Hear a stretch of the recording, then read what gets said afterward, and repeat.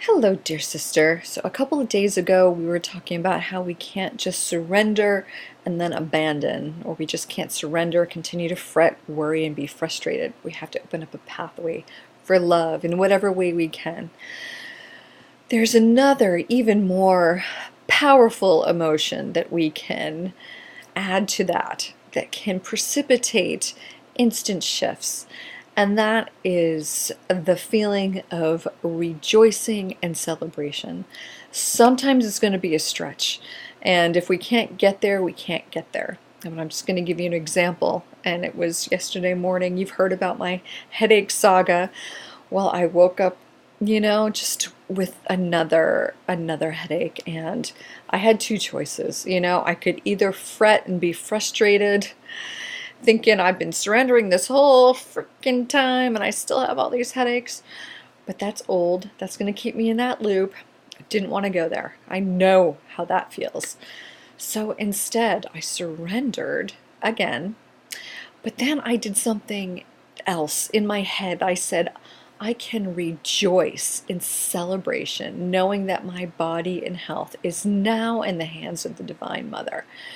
And sisters, it was an instant shift, because as soon as, and I'm not saying this stuff out loud, I'm saying in my head, as soon as I said, I can rejoice in celebration, I felt this inner effervescence. And I'm not kidding you. My headache left, because I tapped into the rejoicing and the celebration about it.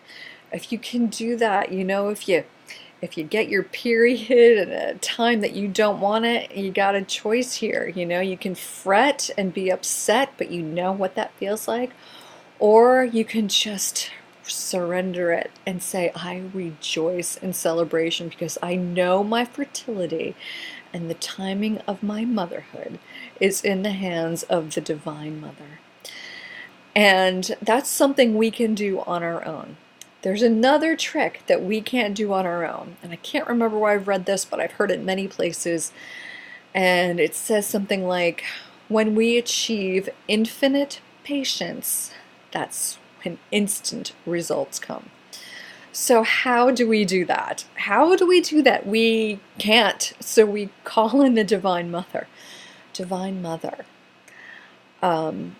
please give me infinite patience. Give me the patience of the divine.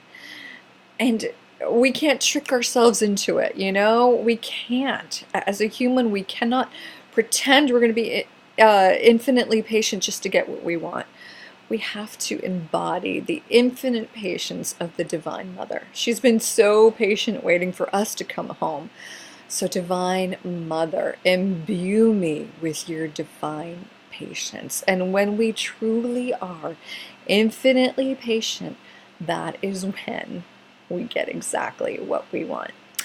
So two lessons today, or two messages today. The first is to rejoice in celebration, the things you really are frustrated about, because you know that it's being taken care of in a divine and perfect way. We can do that on our own, rejoice and celebrate.